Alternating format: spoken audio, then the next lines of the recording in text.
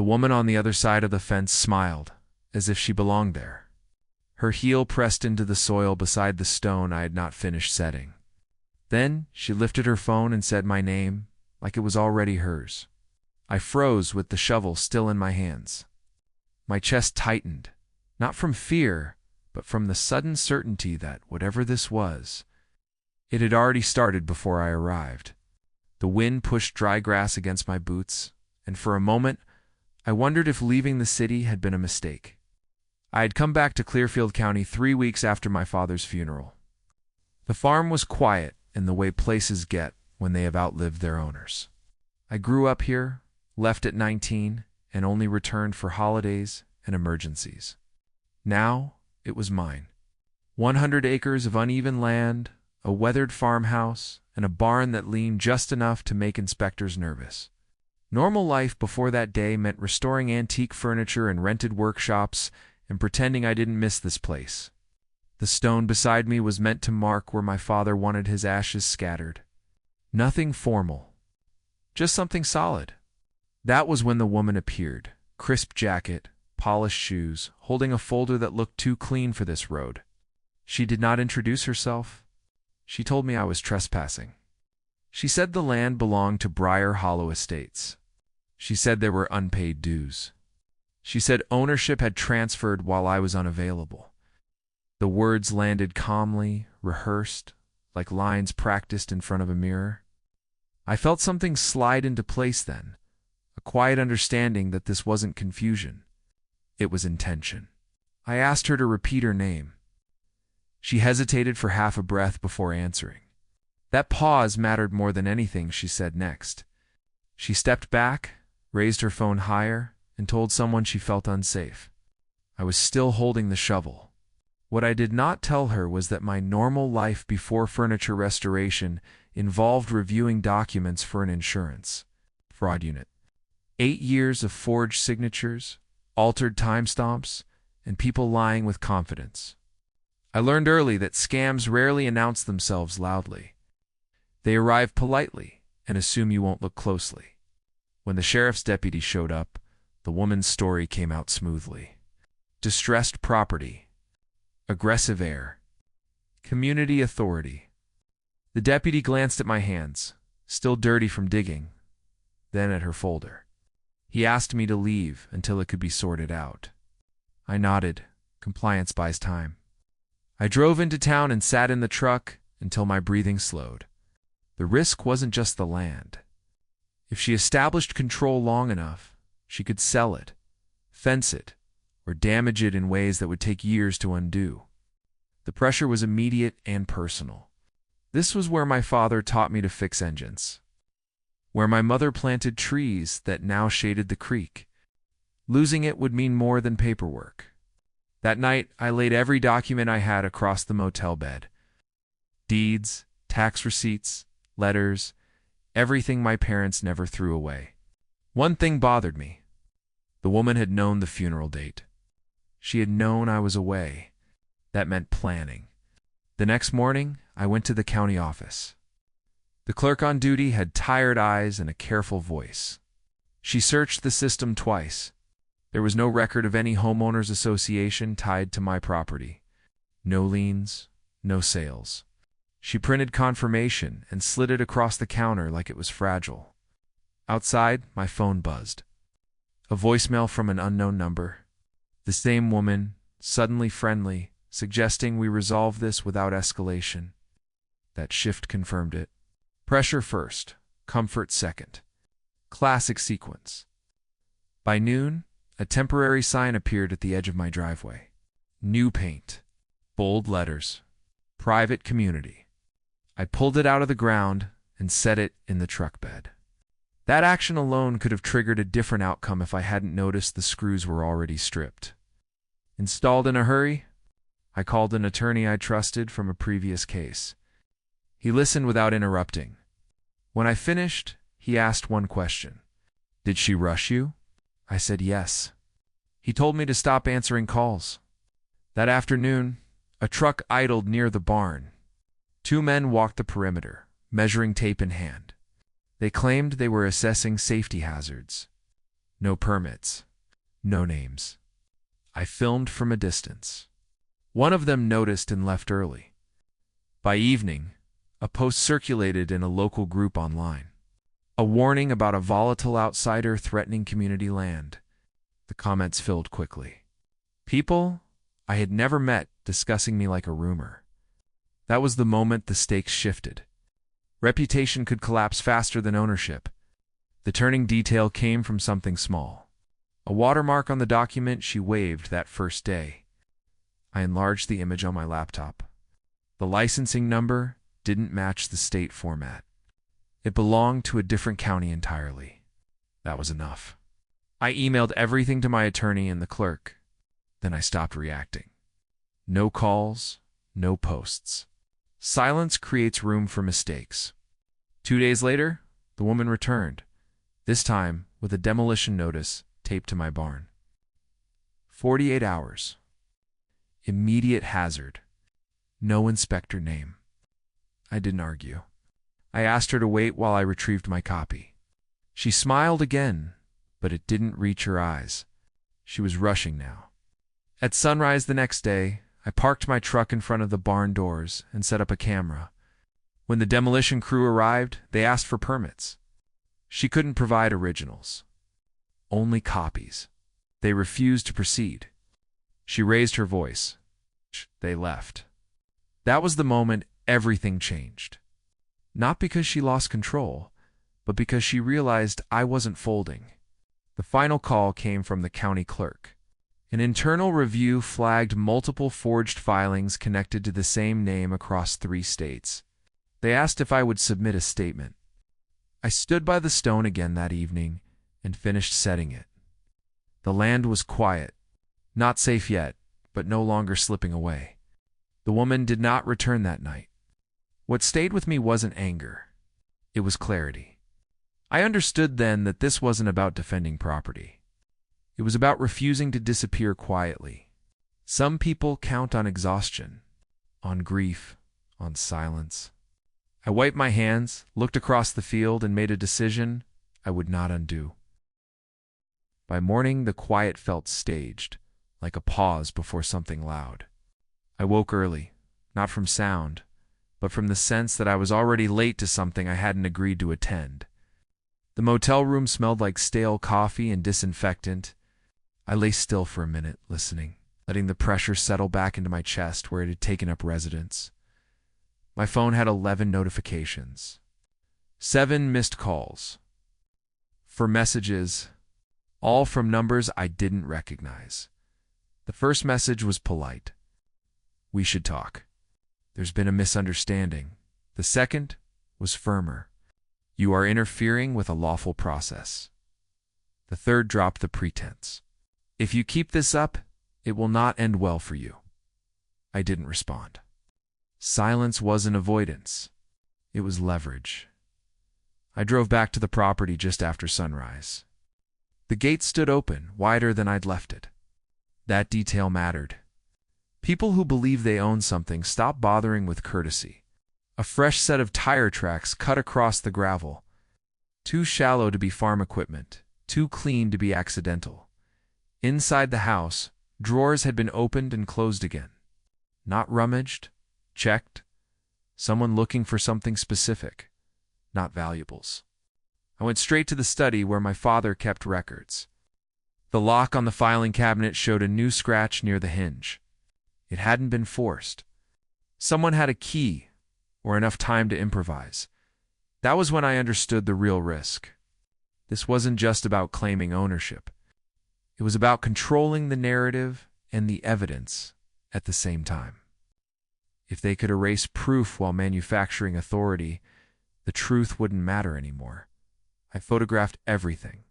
The drawers, the cabinet, the tracks outside. Then I locked the house and left, not back to town, but to a place most people forgot existed. The county archive sat behind the courthouse, windowless and understaffed. It held physical records that hadn't been digitized, the kind people assumed no one would ever check. The archivist on duty was an older man with suspenders and an expression that suggested patience had once been a hobby. I explained what I needed without drama. He listened without interruption. "You're not the first," he said finally. That sentence shifted the ground under my feet. He pulled a cart of files and rolled it toward a table. Properties flagged during ownership transitions, deaths, absences, legal gray space. Most of the cases never went anywhere because by the time the real owner realized something was wrong, the paper trail looked legitimate enough to exhaust them. He pointed to a name that wasn't hers. Different spelling. Different county. Same formatting quirks. Same notary style. "Patterns don't belong to accidents," he said. By midday, I had copies of 3 similar cases. Different families. Same pressure tactics. Same timeline compression. Same escalation from polite to threatening. I sent everything to my attorney with a single line. "This isn't isolated. While I was inside, she was busy outside." A temporary fence appeared along the east pasture by afternoon. Cheap panels, hastily installed. The workers avoided eye contact. One of them muttered an apology without stopping. I filmed from the road. She stood nearby, arms crossed, already acting bored. She wanted a confrontation. I denied it to her. Instead, I called the sheriff's office and requested a supervisor. Calm voice. Specific facts. Unauthorized construction. Active dispute. Documentation available. The dispatcher hesitated, then agreed to send someone. While I waited, a pickup slowed near me. A woman leaned out the window. She recognized me from the posts. "You're making trouble," she said, not unkindly. "People just want stability." I nodded. "So do I." She frowned, unsure how to respond to that, then drove off. The deputy who arrived was older than the first, quieter. He walked the fence line, examined the posts, listened. When she approached, he held up a hand and finished his notes before speaking to her. That annoyed her more than any argument could have. He issued a stop notice, temporary, procedural, enough to interrupt momentum. She protested. He reminded her that false filings carried penalties. She smiled tightly and said nothing more. That night, another video appeared online. This one shorter, edited tighter. A clip of me standing near the fence, voice cut just before context. The caption framed it as intimidation. The comments escalated faster this time. Threats mixed with mockery. Someone posted my business address. I shut down my website before midnight. The pressure was working, just not the way she intended. Each move made her visible. Each escalation left a mark. The next morning, my attorney called early. "We found something," he said. "But it changes how we proceed." Explained that the filings tied to her name weren't just forged. They were bundled. Multiple documents created within hours of each other, filed across departments as if someone was racing a clock. That kind of speed suggested desperation, not confidence. "She's leveraged," he said. "Badly." That mattered because desperate people don't retreat. They doubled down. The confirmation came before noon. A formal notice slid under the door at the motel. Emergency injunction request. Mental fitness review. The language was careful, clinical.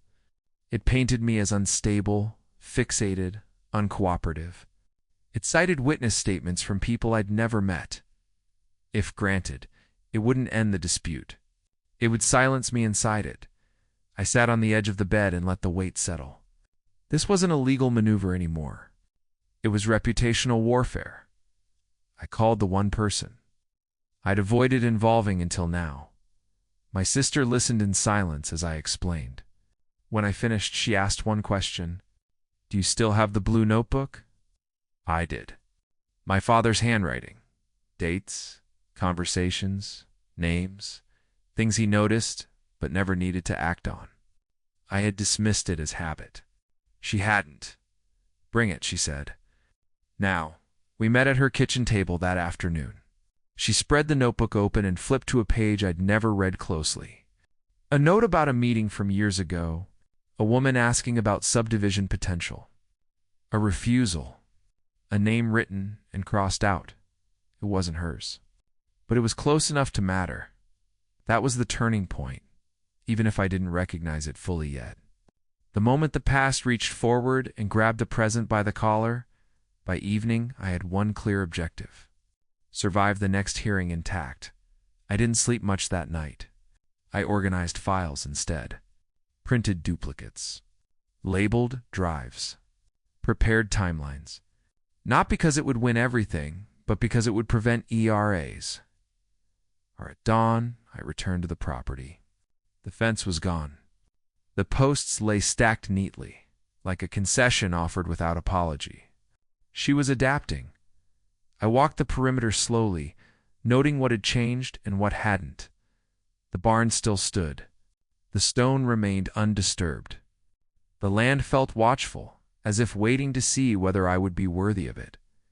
My phone buzzed once. A message from an unknown number. You should have taken the offer. I deleted it without reply and kept walking, already aware that the next move wouldn't come from me. Not yet.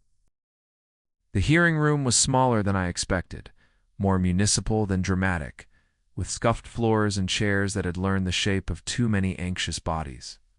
I sat alone at the table, hands folded, breathing evenly, while the clock ticked, with a confidence I envied. This was the moment everything had been pushing toward, whether I liked it or not. Nice. She arrived late on purpose. Her entrance carried the same polish as before, the same controlled posture, but something underneath had shifted. The calm she wore now was thinner, stretched across something sharp and restless. She avoided looking at me, focused instead on arranging her papers as if alignment could replace substance. The judge entered without ceremony. No speeches, no indulgence. Just process. The motion against me came first. The claim that I was unfit, that grief had unmoored me, that my refusal to cooperate proved instability. I listened without interruption, eyes forward, letting the words pass over me like weather. When it was my turn, my attorney stood and spoke plainly. No flourishes, just facts. He presented the timeline, the filings, the inconsistencies. Oh. Identical formatting across unrelated documents. The stop notice. The unauthorized construction. The archived records, the notebook. That was when the room changed. The judge leaned forward slightly, eyes narrowing not with anger, but interest. Questions followed, precise ones, dates, names, jurisdictions. The woman's answer slowed. Her voice lost rhythm. She glanced at her counsel more than once. When the county clerk testified remotely, the final thread snapped. She explained the irregularities in language so neutral it was devastating. Systems flagged, formats retired, entries bundled unnaturally, patterns inconsistent with legitimate administrative flow.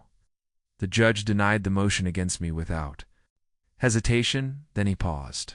What is the current status of the property claim? He asked. Silence stretched. The woman's attorney began to speak, then stopped. The judge waited.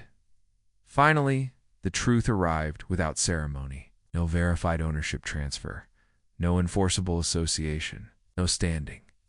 The judge issued an immediate injunction barring further interference. He ordered a formal investigation into the filings. He referred the matter to the state. The gavel came down softly. Final enough. She didn't look at me as she gathered her things. I watched her hands instead. They shook, just slightly, the way people's do when control slips faster than they can adjust. Outside, the air felt different, lighter, not victorious, just real. The calls started within an hour. First from the county, then the sheriff's office. Then someone I didn't recognize who introduced himself carefully and asked if I was willing to answer questions about related cases.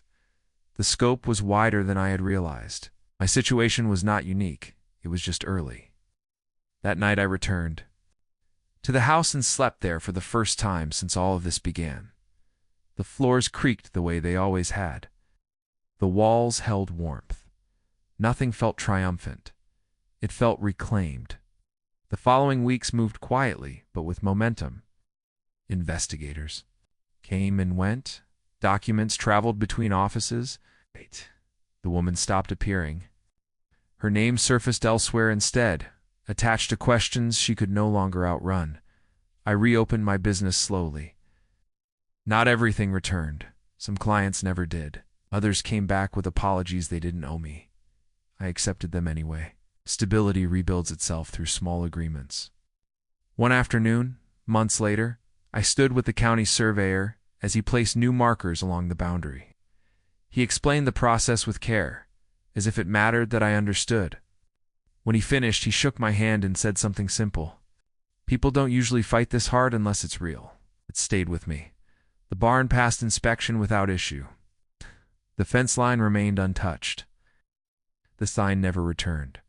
I found out later that the woman had been operating under different names, in different places, leaving damage that looked accidental until someone lined it up. She didn't go quietly when the net closed. People like that rarely do. But the story stopped being about her once the truth outpaced her reach. On a cool evening near the end of summer, my sister brought my niece to visit. She ran through the field with a freedom that made the whole ordeal feel suddenly distant, like something that had happened to someone else. I watched from the porch and felt something settle where tension had lived. We set the stone together. No speeches, just hands and effort and dirt. When it stood straight, we stepped back and let it be enough. Later, when the lights softened and the day exhaled, my sister asked if I regretted not taking the offer. The money, the escape. I shook my head, not because it would have been wrong, because it would have followed me. The land didn't feel victorious. It felt patient, as if it had been waiting to see whether I would stand when it mattered. That night I wrote one sentence in the blue notebook and closed it. Refusing to disappear is sometimes the only inheritance that lasts. I turned off the light and let the dark settle, finally unafraid of what might come next.